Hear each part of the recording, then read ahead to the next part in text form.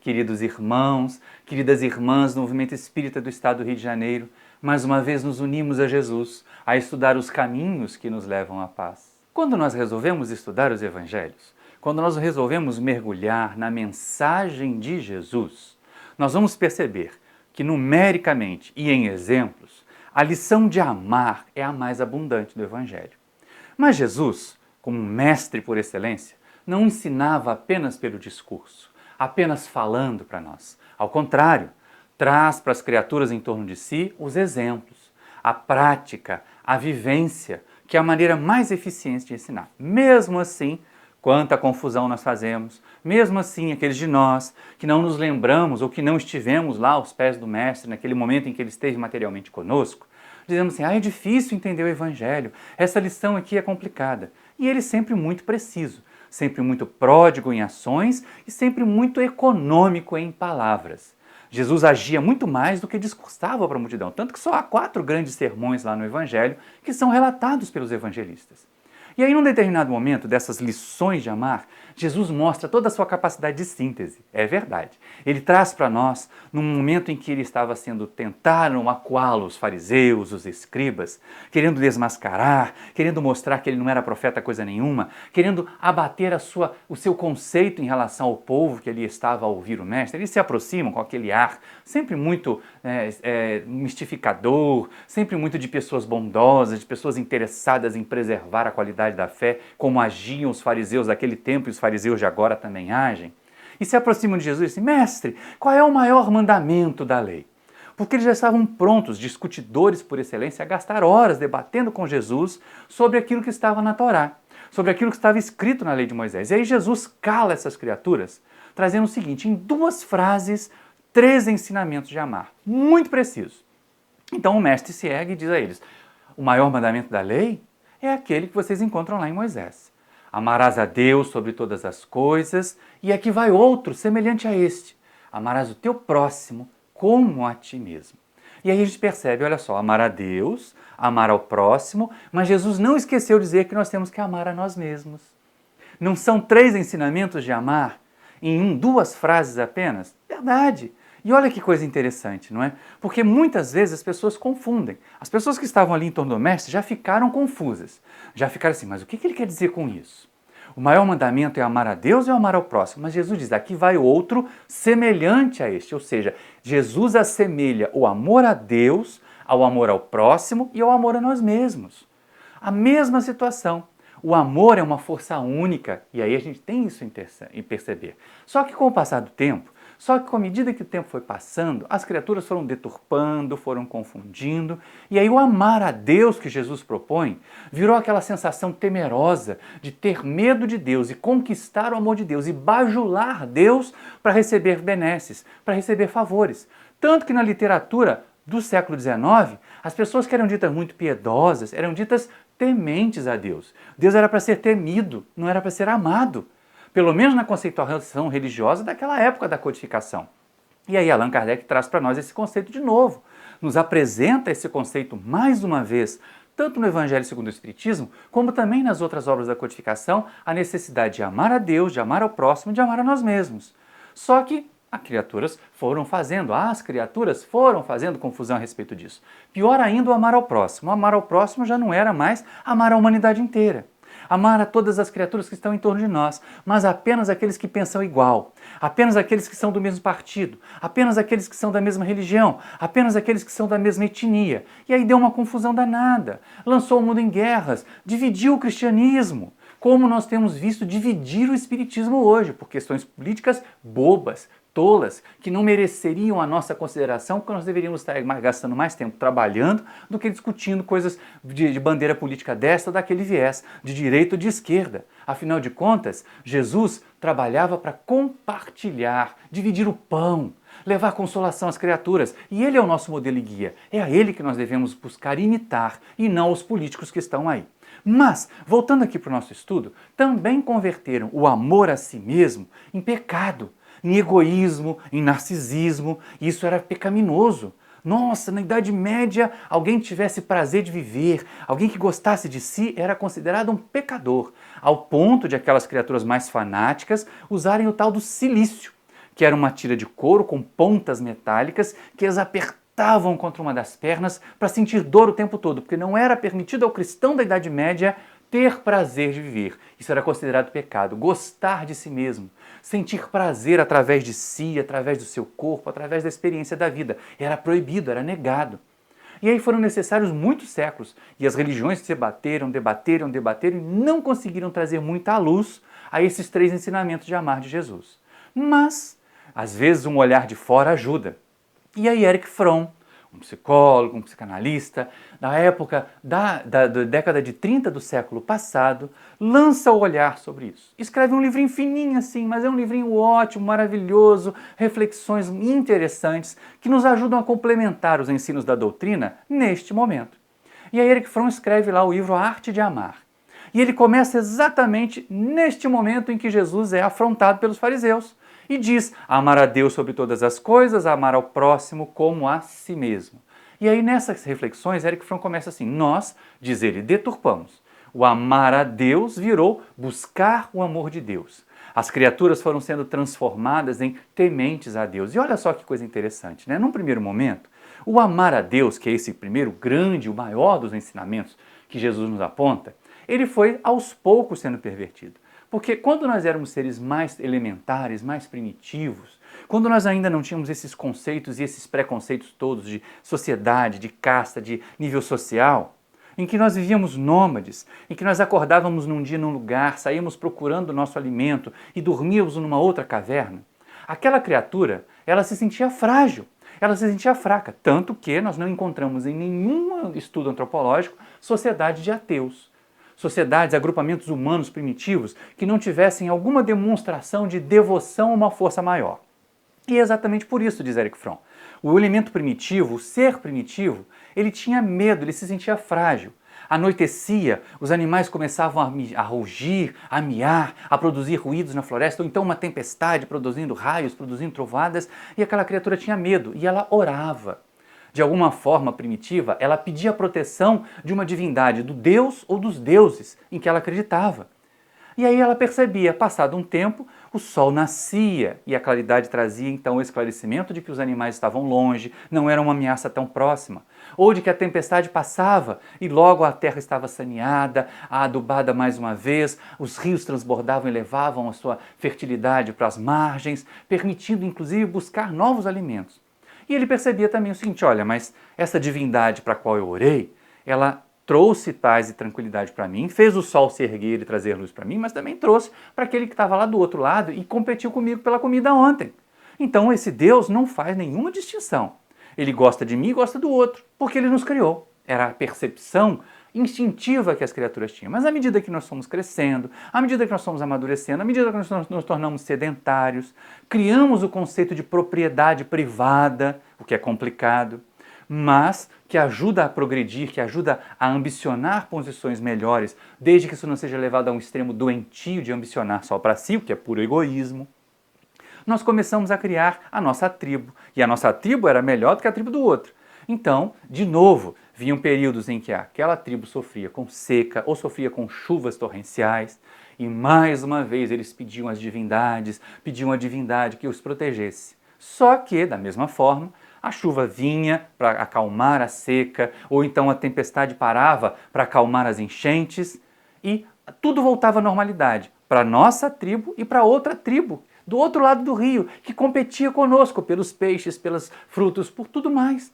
De novo vinha a percepção ali, Deus continua sendo protetor de todos. E aí começa então a aparecer as castas sacerdotais. Aquelas criaturas que queriam ser mais próximas de Deus, que queriam ser interpretadores da vontade de Deus. E para essas criaturas era muito difícil fazer com que elas fossem obedecidas para criaturas ou por criaturas que acreditavam que Deus gostava delas de qualquer jeito, que Deus as amava de forma incondicional. Era um Deus maternal, o Deus mais visto pelas criaturas primitivas.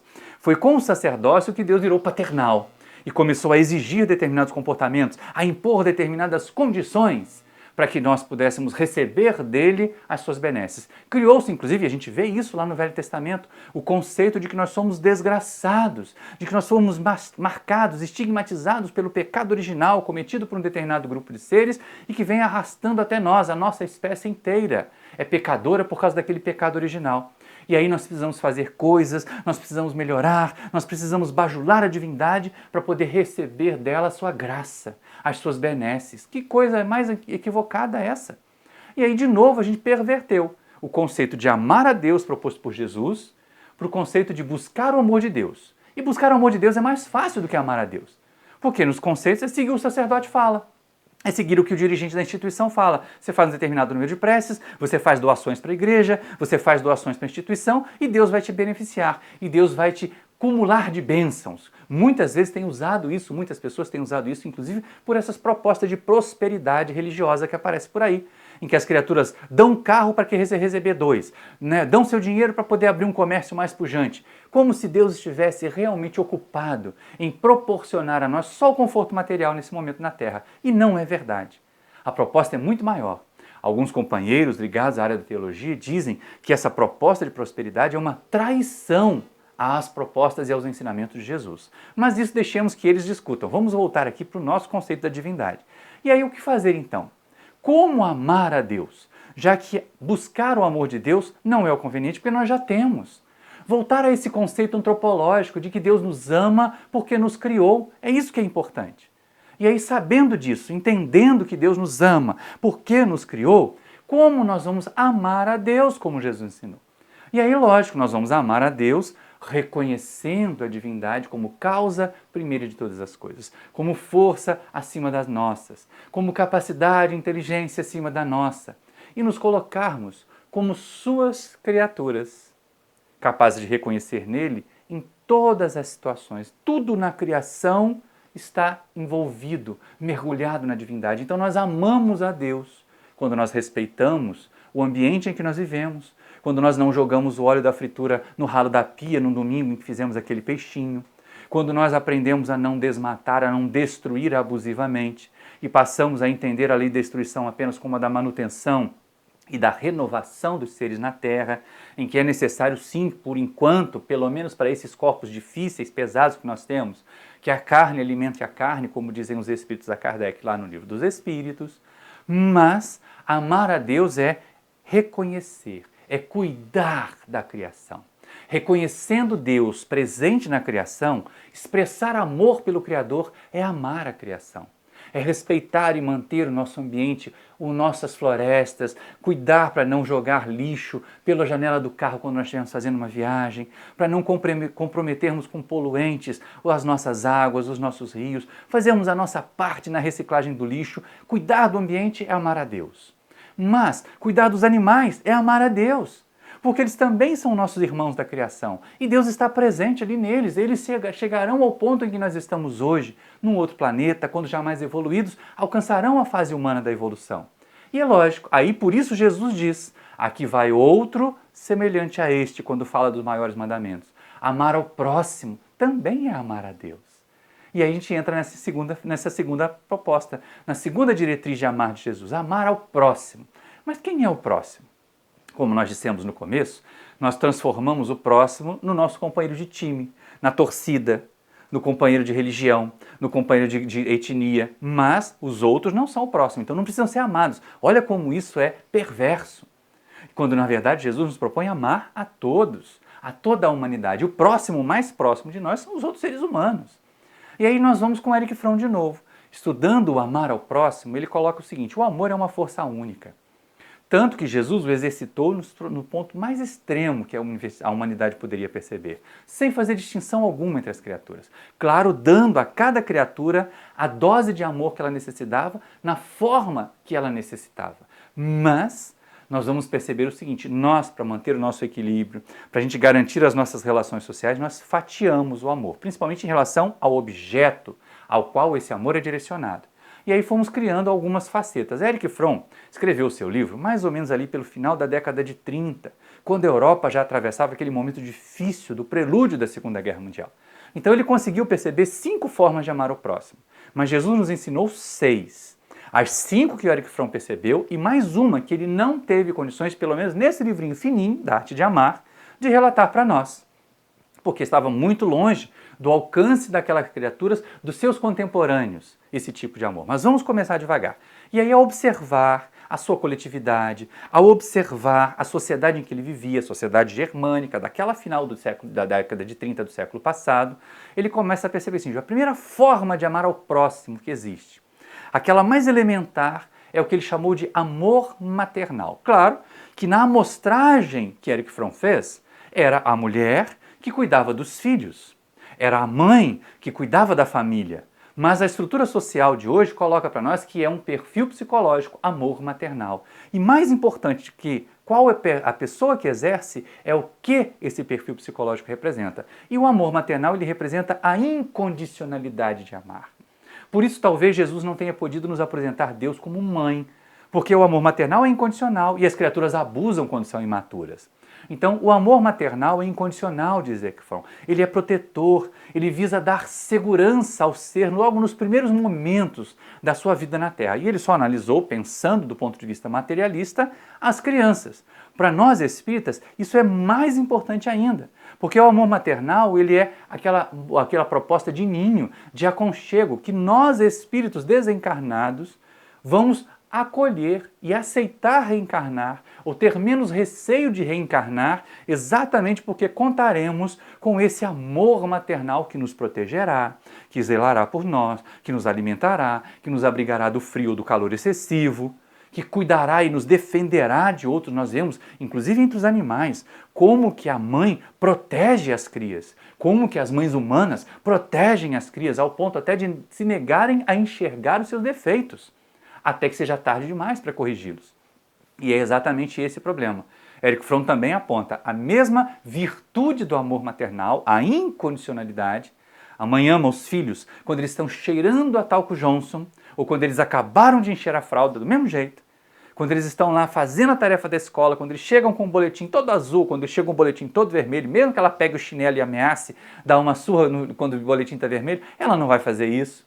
Então a gente começa a perceber essa incondicionalidade do amor maternal. Ela é uma virtude, mas ela levada ao extremo, alongada além do tempo, ela pode ser um vício, levando muitas criaturas a se acomodarem. Minha mãe vai gostar de mim de qualquer jeito, minha mãe vai me proteger de qualquer jeito, então para que eu vou trabalhar? Para que eu vou estudar? Para que eu vou me modificar? Para que eu vou tomar banho? Para que eu vou escovar dente? A gente vê isso. Os nossos filhos adolescentes, quando entram naquela fase da pré-adolescência, eita porquice danada, né? Dificuldade para tomar um banho. Basta arrumar uma namorada que começa a querer andar cheiroso desde de manhã cedo. Então é exatamente isso. Porque eles imaginam que dentro de casa, que com o amor maternal não tem problema. Se tiver descabelado, se tiver sem escovar dente, a mãe vai gostar do mesmo jeito.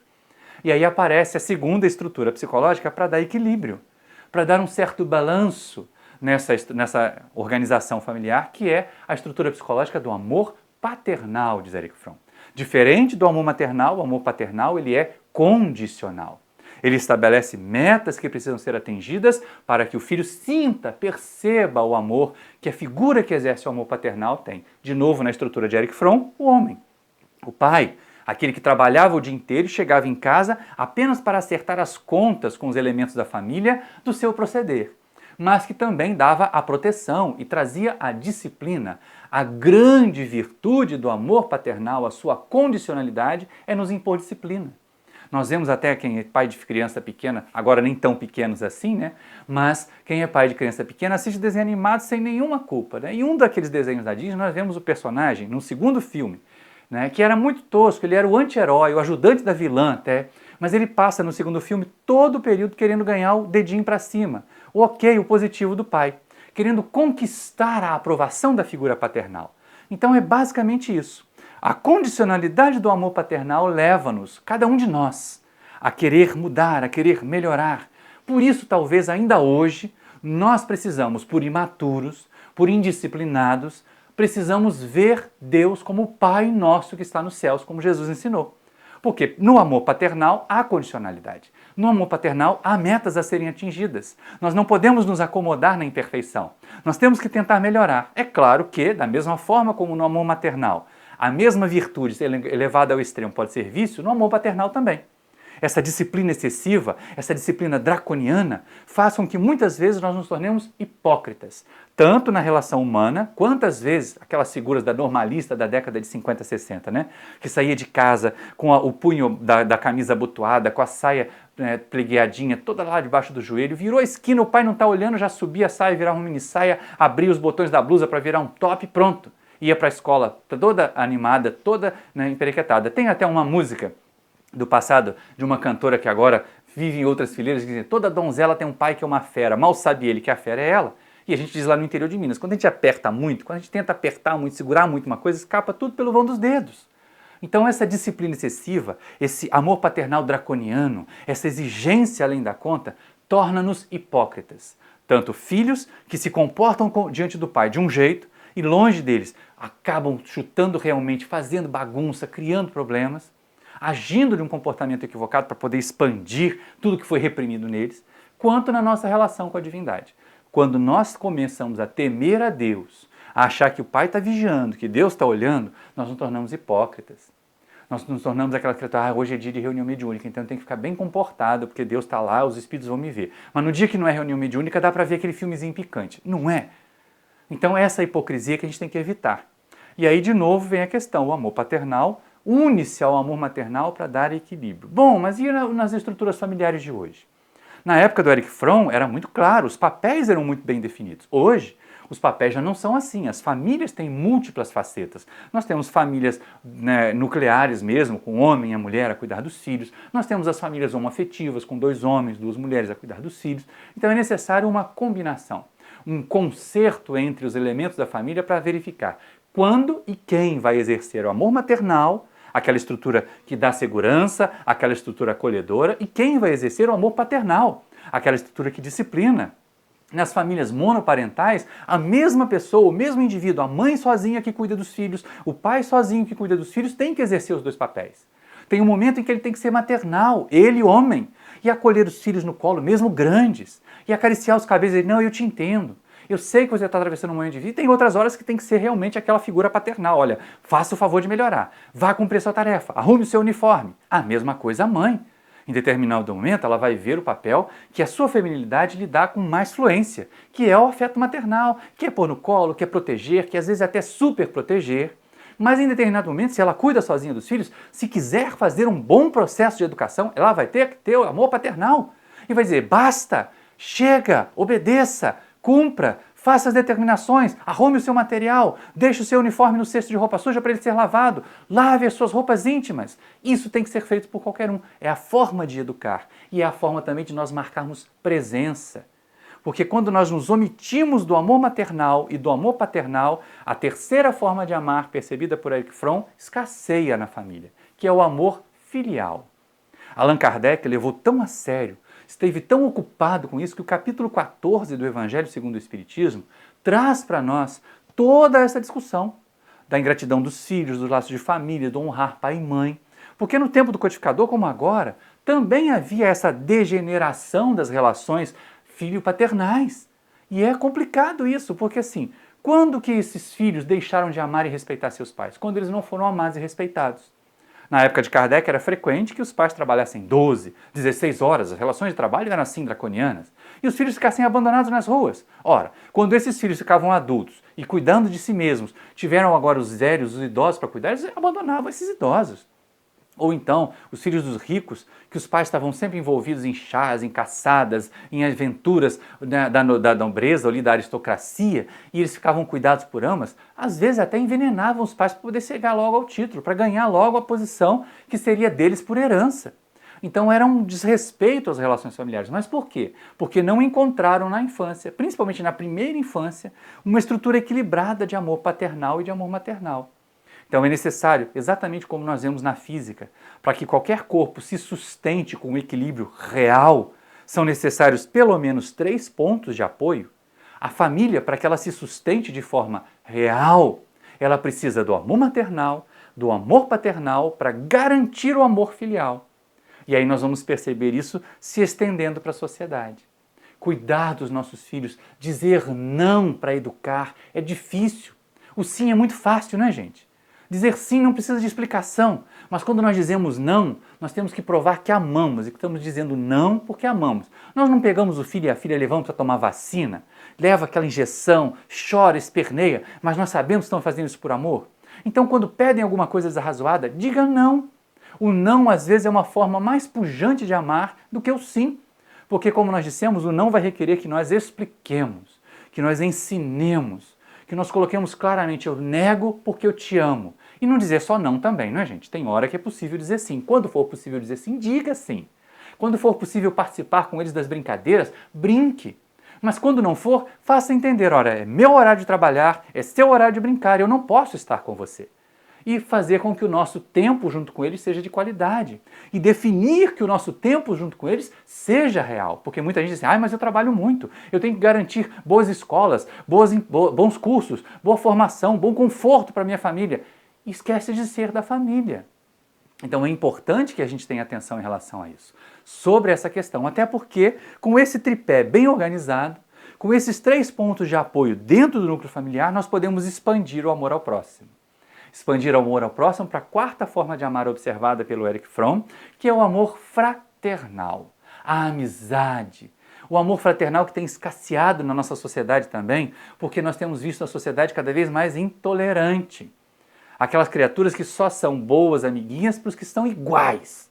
Basta uma pequena diferença para elas repelirem. E é exatamente isso que Erich Fromm coloca. O amor fraternal, ele tem como pressuposto não ter exclusividade. Não é querer 1 milhão de amigos, como nós vemos em determinadas canções populares, mas ter muitos amigos, dos mais variados tipos, dos mais variados pensamentos, e a todos aceitar com igual amor, acolher. Não é simplesmente ser tolerante, porque quando você nós temos que ser tolerantes no movimento espírita. Não, nós temos que ir além da tolerância, porque tem gente que faz o papel de tolerante só assim, eu aguento. Não, é ser acolhedor. Todas as criaturas têm como no mosaico a sua contribuição para a beleza da coletividade. Vamos aproveitar, vamos estimular, vamos fortalecer o lado positivo das pessoas e ajudar essas pessoas a controlarem o seu próprio lado negativo. É essa a função do amor fraternal. Se ele estivesse mais presente na nossa sociedade de hoje, lembra, Erich Fromm escreveu esse livro no século XX. Allan Kardec escreveu o Evangelho segundo o Espiritismo e as obras da codificação no século XIX. E nós estamos no século XXI ainda carecentes desse mesmo tipo de percepção, desse mesmo tipo de afeto. Não é complicado isso? Então nós temos que colocar o amor fraternal em ação, sermos mais acolhedores. Não quer dizer que nós temos que participar de todas as baladas com as pessoas em torno de nós para sermos como elas. Não. Nem sempre ser amiguinho é ser amigo de verdade. Da mesma forma como pais e mães vão dizer não no sentido de educar, amigos também têm que apontar os erros dos outros amigos. Porque algumas vezes são só os nossos inimigos que têm coragem de apontar as nossas falhas. Os nossos amigos passam panos quentes e eles não nos ajudam a evoluir. Então o amor fraternal que impulsione a evolução, que fomente o crescimento, como isso é importante. Para que nós possamos, então, fechar o ciclo do que Erich Fromm observou e chegar dentre todos desse universo de afetos fraternais, escolher um outro elemento da sociedade, para formar um novo par, e um novo par formar uma nova família, o que ele chamou de amor passional. É a 5ª forma de amar o próximo. Amor maternal, amor paternal, amor filial, amor fraternal. Fraternal sem exclusividade. Essa história de ter ciúme de amigo é doença. Ah, fulana fez uma festa, botou as fotos no Facebook e não me chamou, vou bloquear. Isso é equívoco, isso não é amor fraternal, isso é posse. Mas o amor passional, ele requer exclusividade, porque ele é estruturante de uma nova família. É a partir dessa seleção de 2 criaturas que se afinizam, de 2 criaturas que não importa se são da mesma morfologia, do mesmo sexo ou de sexos diferentes, mas que se complementam, que se afinizam ao ponto de querer formar uma nova família. Isso requer exclusividade.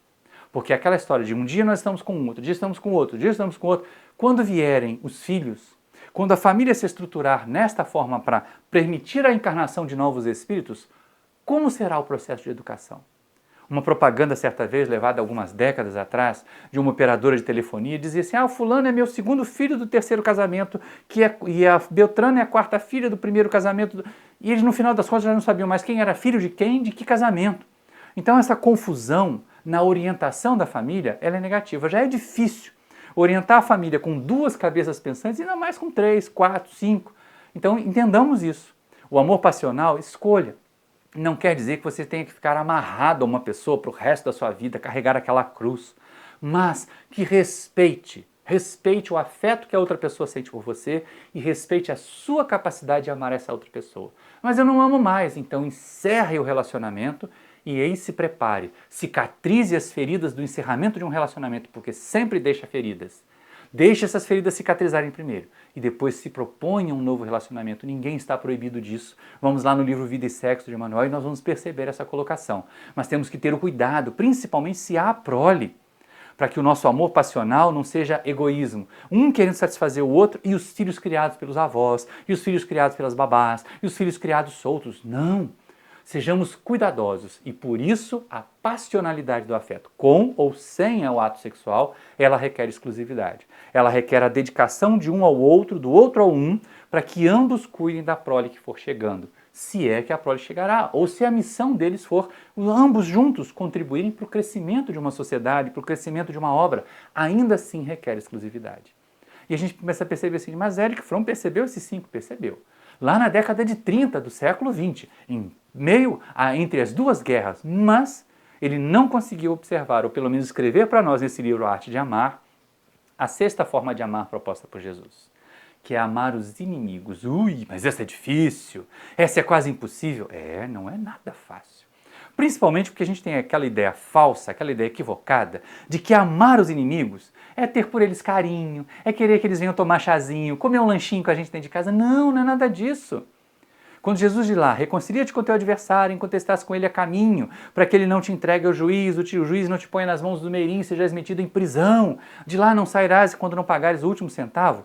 Essa proposição de Jesus, ela tem a finalidade de nos libertar da hostilidade. Amar os inimigos não é agir para eles de forma diferente da que eles agem conosco. Amar os inimigos é não retribuir o mal com o mal, mas é o contrário, retribuir o mal com o bem. Proporcionar aos nossos adversários uma visão diferente de que nós somos criaturas diferentes daquelas que eles odeiam, daquelas que eles querem fazer o mal. Mas não significa que nós sejamos imprudentes. Eu amo os meus inimigos, e aí eu fico invigilante e ele põe uma bomba debaixo do meu carro. Claro que isso não vai acontecer. A gente tem que estar atento. Fulano foi capaz de me trair uma vez, ele é capaz de trair de novo. Fulana foi capaz de fazer fofoca de mim uma vez, ele é capaz de fazer de novo. Mas não significa que eu vou fazer fofoca dela. Não significa que eu vou fazer ou vou trair esse companheiro de novo. Vou fazer diferente. Vou mostrar o perdão. E olha que como Jesus foi interessante. O amor aos inimigos é um prelúdio do amor a nós mesmos. Porque quando nós amamos os nossos inimigos, quando nós aprendemos a exercer sobre eles o pensamento positivo, o pensamento da reconciliação, o do perdão, quando nós nos desvinculamos do mal, que é o amar os inimigos, nós nos desvincularmos deles, desatar e deixá-los ir, reconciliar com eles não significa que eles têm que se reconciliar conosco, mas que as nossas mentes, os nossos sentimentos não vão ficar aflitos, perturbados pela presença nem pelo sucesso dessas criaturas que se colocam como nossas adversárias. Que eles sejam nossos inimigos é a escolha deles, mas nós devemos escolher não ser inimigos de ninguém. E essa é uma questão interessante, porque é prova de amor por nós. Já é o primeiro passo para o amar a si mesmo, a terceira proposta de Jesus para amar. Porque muita gente tornou isso aí vicioso. Eu me amo, então você é egoísta, né? Eu me amo, não, você é narcisista, não é nenhuma coisa nem outra. Ao contrário, Erich Fromm diz o seguinte, o egoísta, ele não se ama. Porque se ele se amasse, ele perceberia que ele não precisa ter tudo só para si. Que ele pode ser feliz e se contentar com aquilo que ele possui, com aquilo que ele vivencia, permitindo que outras pessoas também tenham e vivenciem. Da mesma forma, o narcisista não se ama. Mas as pessoas dizem, essa pessoa só cuida da sua aparência. Se ama sim, está sempre nas academias, está sempre fazendo cirurgias, está sempre tomando medicamentos probióticos para poder se melhorar, para ficar com o corpo saradão. Essa pessoa não se ama, ela está fazendo tudo isso porque ela quer ser observada, ela quer ser vista pelos outros. Ela não está apaixonada por ela, ao contrário, quem se ama, claro, não se relaxa, mas sabe dar o devido valor ao corpo físico que tem, e ao Espírito que é. Esta é a colocação. Cada um de nós, meus irmãos e minhas irmãs que me ouvem aí, que me veem aí, vamos nos amar quando nós aprendemos a nos dar valor. Tem muita gente que quer ser amado pelo outro, faz de tudo, se anula para ser amada pela pessoa que ela diz amar. E aí ela acaba não se amando e o relacionamento é infeliz. E quando o relacionamento acaba, ela está destruída, devastada intimamente. Não! Amar a si mesmo é se dar valor. Amar a si mesmo é se cuidar. Embora nós não fiquemos lá fazendo todas as cirurgias plásticas, colocando todos os levantadores de rugas que aparecem, deixa a ruga chegar, deixa o cabelo branco aparecer. É interessante. Mas nós podemos nos cuidar. Nós podemos não jogar tanto sal na batata frita assim para a nossa pressão não aumentar, podemos não comer tanto doce, podemos fazer exercício físico, levantar cedo, fazer uma caminhada para que o nosso corpo funcione melhor, para que a pressão arterial não aumente, para que a glicose não aumente. Isso é se amar. Quem se ama se cuida, mas cuida da saúde do corpo para que o espírito tenha uma ferramenta de trabalho mais positiva, mais efetiva, não apenas para parecer para os outros mais bonito, mais belo. Quem se ama se valoriza e aí é interessante, se basta. O amor por nós mesmos, o amor por si mesmo, nos torna independentes do amor dos outros. Olha que coisa interessante. Um humorista, aqui do Rio de Janeiro, costumava dizer numa das suas falas que nós deveríamos desenvolver o amor por nós mesmos, nos apaixonar por nós mesmos, porque aí amar os outros passa a ser uma escolha e não uma necessidade. Olha só, não é interessante essa posição do Jô Soares? Afinal de contas, quando eu me amo e me basto, eu não preciso ficar mendigando o amor dos outros. Eu não preciso ficar sendo a pessoa que a outra pessoa quer que eu seja. Eu posso ser eu mesmo e ainda assim granjear afetos, porque haverá sim, se não aquela pessoa que vai se distanciar porque nós não correspondemos às expectativas dela, outras pessoas haverá que nos amarão muito. Elas estarão ali prontas, desejosas de nos amar. Isso é muito importante, tanto na relação com os filhos, de vez em quando a gente tem que ter DR com os filhos mesmo. Eu mesmo de vez em quando viro para eles, olha, eu amo muito vocês, mas se vocês escolherem um caminho diferente do meu, vocês vão seguir sozinhos, porque eu tenho que seguir o caminho que está me trazendo felicidade. E também na relação entre homens e mulheres, entre parceiros num relacionamento passional, é importante deixar limites. Ah, eu te amo e eu não vivo sem você. Quem diz isso se condena à infelicidade, gente. Quem diz que eu não vivo sem o outro, eu não vivo sem você, está se condenando a ser infeliz. Por quê? Porque está colocando a sua felicidade nas mãos, entregando a chave da sua felicidade nas mãos de alguém que não é digno. Ah, mas por que não é digno? Porque nós somos 100% perfeitos. Nós somos incapazes de ferir e de magoar? Não. Ora, então o que fará que nós escolhamos uma pessoa tão superior a nós assim que seja incapaz de ferir e magoar? Nós vamos escolher semelhantes. E aí, se nós somos capazes de ferir e de magoar, a outra pessoa também é capaz de ferir e de magoar. E ela poderá nos ferir, ela poderá nos magoar, ela poderá nos abandonar, ela poderá desencarnar e nós continuarmos aqui. Se nós dissermos eu não vivo sem você, o que vai ser de nós? Então é importante nós dizermos eu amo você, mas eu vivo sem você, viu? Porque quando a gente diz assim, ah, meu amor, minha querida, eu não vivo sem você, para que ela vai querer fazer o prato mais gostoso que a gente ama? Não vai. Ou então se ela diz para ele, meu querido, eu não vivo sem você, ele nunca mais vai lembrar de levar flores no dia do aniversário dela. E vice-versa. Então é importante que nós digamos aos outros, eu te amo, mas eu também me amo. E se você escolher não estar comigo, entenda, eu posso até sofrer no primeiro momento, mas eu não vou me destruir. Eu não vou me permitir abalar, porque eu me amo. E porque eu me amo, eu consigo amar ao meu próximo. E porque eu consigo amar ao meu próximo, eu consigo também entrar em sintonia com a divindade, que é amor. Como diz lá no Evangelho de João, Deus é amor. E aí a gente começa a perceber como esta colocação é importante. O amor é a solução de todos os problemas. Joana de Ângeles, no livro que emprestou o título a essa palestra para nós, O Amor como Solução, ela diz para nós que o amor é o atestado, é a realidade mais pujante da presença do Criador junto à criação. E é importante que nós estejamos atentos a isso. Tá? Esta realidade pujante de amar, ela nos impulsiona, ela nos leva a realizar mais. Não nos furtemos de amar. Os problemas que nós enfrentamos, o egoísmo, que aumenta a desigualdade social, que aumenta a violência, é fruto da falta do amor fraternal. é fruto também dessa ausência na sociedade da educação que o amor maternal e que o amor paternal deveriam dar às futuras gerações. Nós estamos criando gerações deseducadas, pirracentas, mimadas, que depois não vão aguentar os nãos da vida.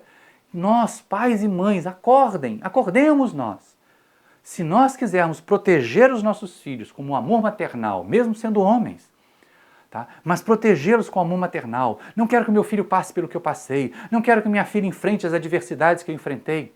Quando essas criaturas vão estar preparadas para enfrentar as adversidades que a vida vai propor para elas? Você imagina que vai estar aí vivinho e vivinha ao lado do seu filho e da sua filha até ele entrar na fase da velhice? Ou o normal é nós desencarnarmos antes deles? Então prepare, instrumente o seu filho, a sua filha, para serem cidadãos melhores, para interagirem na sociedade com respeito aos pais, amor filial, com respeito à sociedade, amor fraternal, com acolhimento ao diverso, ao diferente. Não é porque torce por outro time que é seu inimigo, meu filho. Não é porque pensa ou não gosta de novela como você gosta que é sua inimiga, minha filha. E assim por diante. Educar. O amor ajuda a educar. O amor leva as criaturas a se tornarem melhores, nos ajuda a resolver os nossos problemas, sem contar que ele nos permite liberdade. De Joana de Andes, só quem experimenta a realidade do amor entende o sentido intrínseco da vida, entende a liberdade que ele traz, um sentido libertador. Quem ama, liberta, e mais, quem ama, se liberta. Porque aprende que estamos na sociedade, mas nós estamos aqui permanentemente. E não estamos na sociedade apenas para satisfazer os nossos caprichos, para satisfazer os nossos desejos, para realizar aquilo que nos dê prazer. Não! Nós temos uma tarefa grandiosa na obra da criação. Nós somos responsáveis por transformação de grande parte da nossa sociedade e é importante agirmos em relação a isso, gente. Senão, afinal de contas, o que nós vamos fazer? Como é que nós vamos, daqui a algum tempo, olhar para essa Terra e dizer assim, nossa, está faltando tanto amor no planeta, mas quanto de amor você deu ao planeta? Quanto de amor você compartilhou com a sociedade? Já aprendemos que nós não devemos ficar bajulando Deus. Eu vou dar a cesta básica lá no centro para ver se a espiritualidade me beneficia, para ver se Deus olha por mim. Isso é a mesma coisa que antigamente se barganhava, se fazia promessas. Então ame a Deus nas criaturas, ame a Deus no ambiente, ame a Deus na fidelidade à doutrina que você abraçou, seja você espírita, católico, protestante, budista, não importa. Se você tem o conceito de uma divindade que está aí a nos proteger e a nos ajudar, ame-a, amando aos seus semelhantes, amando a criação, amando os que pensam diferente de você, amando os que são de outra religião. É importante. Quem disse que só a nossa é a mais importante? Certa vez perguntaram ao Dalai Lama qual é a melhor religião, se esperando que ele respondesse, é o budismo. E ele disse assim, a melhor religião é a que te faz uma pessoa melhor. Então, vamos buscar nos fazer pessoas melhores. Amar a Deus é isso. É realizar a transformação em nós, nos tornarmos elementos melhores da nossa sociedade, elementos melhores da nossa coletividade humana, para finalmente podermos realizar o amor ao próximo. Jesus foi muito inteligente, não é? Aqui vai outro semelhante a este. Ele não permitiu que nós dissociássemos o amor a Deus do amor ao próximo e do amor a nós mesmos. Porque tem muita gente que é assim, eu amo a Deus. Eu oro bastante, eu converso com ele, mas aquela criatura é uma peste, não merece a nossa... Mas ele é seu próximo, ela é sua próxima. São seus irmãos de humanidade e precisam tanto dos seus exemplos, muito mais do que dos seus discursos. Seja previdente. Se sabemos ter uma criatura mal intencionada, se sabemos ter uma criatura votada ao mal, sejamos prudentes. Jesus também nos orientou, ser simples, gentis como as pombas, mas prudentes como as serpentes. Porque não nos deixarmos iludir, não nos deixarmos enganar. Se alguém nos fere uma vez, a responsabilidade é dela. Mas se nos ferir 2 vezes, a responsabilidade é nossa, que não fomos previdentes. Não quer dizer que eu tenha que odiar, não quer dizer que eu tenho que passar em guerra com aquela criatura. Isso é amor aos inimigos. Mas, acima de tudo, vejamos as outras 5 formas de amar. Aquelas que são mais positivas, aquelas que são mais fáceis de exercitar até do que o amor aos inimigos. Se você tem a possibilidade de exercitar amor maternal ou paternal, faça. Se você ainda tem seus pais, exercite o amor filial. Exercite o amor filial, de repente, indo visitar idosos num asilo, porque eles podem estar abandonados pelos seus próprios filhos e desejosos de receber um carinho, um afago de alguém que se coloque naquela condição de filho, de neto. Exercite o amor fraternal. Acolha, sem preconceitos, as criaturas. Acolha tudo de bom que elas puderem oferecer. Ofereça o seu melhor a todas as criaturas com quem você conviver. E, acima de tudo, seja estímulo para que outras criaturas também superem as suas imperfeições, como nós temos que fazer para superar as nossas. Isso vai nos levar a uma condição melhor. Quando nós estivermos num relacionamento passional, sejamos respeitosos. Aquela ideia equivocada, de cavalo amarrado também pasta. Não! Nós temos que estar atentos, valorizar o afeto recebido e dar afeto na dose certa, com o cuidado para não sufocar. Eu amo tanto que eu quero aquela criatura só para mim. Isso não é amor passional, isso é posse. Isso é desejo que leva a crimes. Quantos homicídios, quantos feminicídios principalmente têm acontecido nos nossos tempos por causa dessa posse que as pessoas chamam de amor. Não, quem ama não mata, quem ama não maltrata. Então, nos relacionamentos passionais, tenhamos o cuidado e o equilíbrio até mesmo de desatar e deixar ir. Se a relação estiver infeliz, se a vida do outro estiver infeliz, deixemos que vá. E saibamos que nós vamos superar. Por quê? Porque nós temos amor por nós. Nós vamos desenvolver ao longo dessa jornada o amor por nós mesmos. A capacidade que nós temos de amar esse ser, esse espírito encarnado. Hoje aqui, eu, Maurício, você, Maria, você, João, o Antônio ali, a Beatriz acolá. Todos nós somos individualidades importantíssimas para Deus, que nos ama simplesmente por nos haver criado. Quando as criaturas duvidam do amor de Deus por nós, pensem nisso. A causa primeira de todas as coisas, a inteligência suprema, se deu ao trabalho de me criar, se deu ao trabalho de criar você, se deu ao trabalho de criar você aí também e você aí do outro lado. Então Deus nos ama, porque Ele não se daria ao trabalho de nos criar para nos fazer infelizes. Nós não precisamos conquistar o amor de Deus, mas precisamos amar a Deus, semelhante a amar as criaturas, aos outros nossos irmãos, ao nosso próximo, como amar a nós mesmos. E aí, para nós podermos encerrar essa tarefa, para nós podermos considerar, eu vou trazer uma recordação de um dos meus livros, o Conforto nas Dores da Alma. Num dos capítulos a gente fala exatamente a respeito dessa medicação que é o amor, desse remédio maravilhoso que é a força de amar, que é a capacidade de realizar, de expandir o nosso afeto. E lá no capítulo 14 a gente coloca mais ou menos assim, amor é remédio para as almas, é saúde para a alma. E eu fecho o capítulo dizendo o seguinte, olhem só, vocês vão ter o texto aqui na tela enquanto eu falo. A força do amor, esta energia que se propaga, que circula, qual divina moeda pelo mundo das mentes e dos corações, que te sustentará sempre. Amar é o remédio para as dores da vida. Amar é o bom conselho que se pode dar ou receber. Amar é o caminho para resgatares a tua humanidade. Amar é o destino de todos e o teu destino também.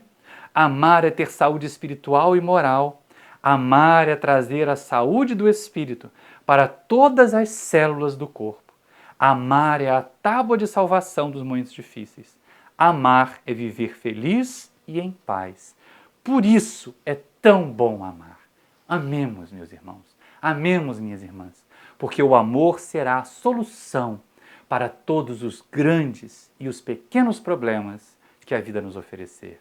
Será com o amor colocado em ação, exercitado, vibrante em nós, que nós vamos transformar a sociedade em que nós vivemos numa sociedade mais feliz. Que nós vamos trazer para dentro dos nossos lares, talvez em desarmonia, mas com o exercício daquele amor que educa. Entendamos isso. O amor precisa educar dentro do lar.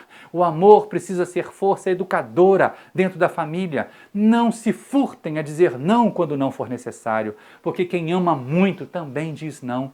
É melhor dizer não do que maltratar, do que abandonar, do que esvaziar a vida afetiva daqueles que estão sob a nossa tutela. Amemos, estejamos presentes na vida das pessoas que nós amamos, assim como nós gostaríamos que elas estivessem presentes nas nossas.